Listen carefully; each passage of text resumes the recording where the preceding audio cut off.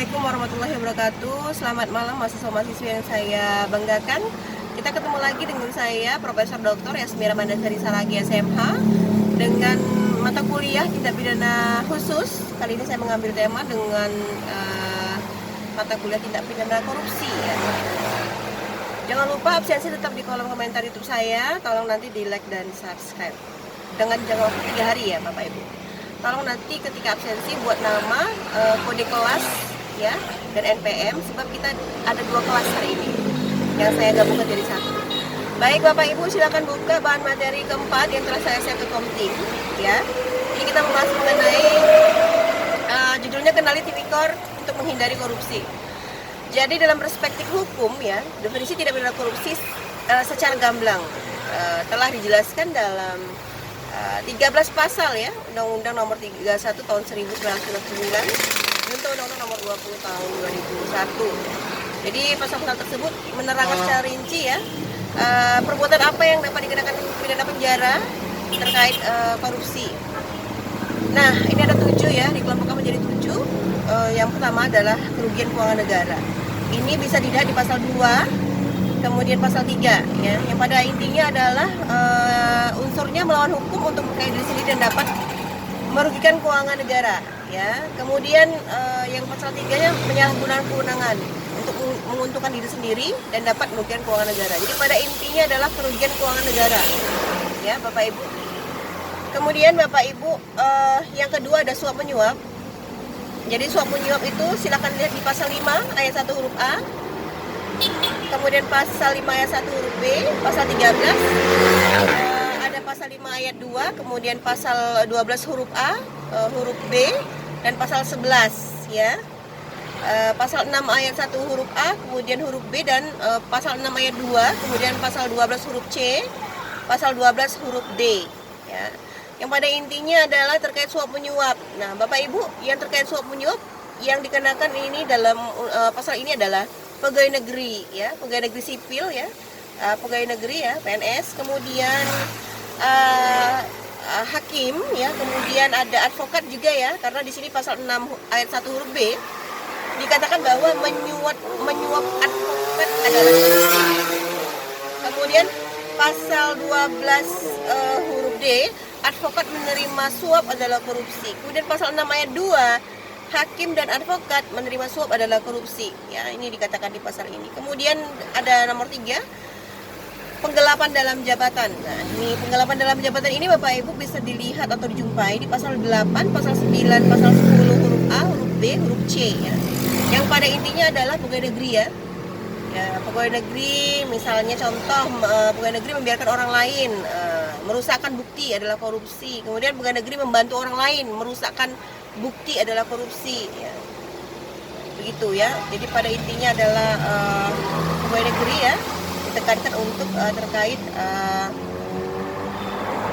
kegiatan tindak pidana penggelapan dalam jabatan ya. Kemudian Bapak Ibu, yang keempat pemerasan. Ya, pemerasan ini bisa dijumpai di pasal 12 huruf E, huruf G, dan huruf F ya. Jadi unsurnya pegawai negeri memeras ada korupsi ya. Kemudian pegawai negeri memeras pegawai negeri yang lain adalah korupsi. Jadi pegawai negeri memeras yang bukan pegawai negeri korupsi. Jadi pegawai negeri yang memeras pegawai negeri juga ya. Itu disebut korupsi gitu ya. Jadi istilahnya jeruk makan jeruk nih Bapak Ibu. Kemudian yang kelima, perbuatan curang ya. Perbuatan curang ini bisa ditemui di pasal 7 ayat 1 huruf A, huruf B, huruf C, huruf D ya. Pasal 7 ayat 2, kemudian pasal 12 huruf H ya. Pada intinya pemborong berbuat curang adalah korupsi, pengawas proyek membiarkan perbuatan curang adalah korupsi, kemudian rekanan TNI atau Polri berbuat curang adalah korupsi ya. Pengawas rekanan TNI dan Polri membiarkan perbuatan curang adalah korupsi. Kemudian penerima barang TNI atau Polri membiarkan perbuatan curang adalah korupsi ya. Kemudian pegawai negeri menyerobot tanah negara sehingga merugikan orang lain, itu dikatakan korupsi ya. Kemudian Bapak Ibu yang keenam, ada namanya benturan kepentingan dalam pengadaan ya. Ini diatur di pasal 12 huruf I. Unsur pasalnya, pegawai negeri turut serta dalam pengadaan yang diurusnya adalah korupsi ya. Kemudian kalau kita mengingat pasal turut serta Bapak Ibu, ini diatur di pasal 55 ayat 1 KUHP ya. Nah, jadi turut serta secara bersama-sama ya, pelakunya lebih dari satu orang ya, identik dengan turut serta begitu Bapak Ibu. Kemudian Bapak Ibu, yang terakhir yang nomor 7 ada namanya gratifikasi ya. Gratifikasi diatur di pasal 12 huruf B dan C ya. Unsur pasalnya ya, pegawai negeri menerima gratifikasi dan tidak lapor KPK adalah korupsi. Nah, ini sasarannya memang pegawai negeri ya, kemudian aparat penegak hukum ya. Jadi sumber dana memang dari keuangan negara, itu maksudnya Bapak Ibu ya. Kemudian ada Bapak Ibu, selain definisi tindak pidana korupsi tersebut yang tadi saya sampaikan, ada tindak pidana lain yang berkaitan dengan tindak pidana korupsi ya. Jadi tindak pidana tersebut tertuang ya dalam pasal 21, 22, 23, 24 bab 3 Undang-Undang Nomor 31 tahun 1999, Junto Undang-Undang Nomor 20 tahun 2001 ya, tentang pemberantasan tindak pidana korupsi. Yakni yang pertama Bapak Ibu, merintangi proses pemeriksaan perkara korupsi ya di pasal 21. Kemudian tidak memberi keterangan atau memberi keterangan yang tidak benar atau keterangan palsu Bapak Ibu ya. Kemudian yang ketiga, bank yang tidak memberikan keterangan rekening tersangka. Kemudian yang keempat, ada namanya saksi atau ahli yang tidak memberikan keterangan atau memberi keterangan palsu. Ini hati-hati nih. Jadi bukan hanya tanda tangan saja yang palsu, tapi juga ada bisa saksi palsu, keterangan palsu ya Bapak Ibu. Kemudian yang kelima ada namanya orang yang memegang rahasia jabatan tidak memberikan keterangan atau memberi keterangan palsu ya. Ini juga tidak boleh ya. Kemudian Bapak Ibu yang keenam ada namanya saksi yang membuka identitas pelapor ya.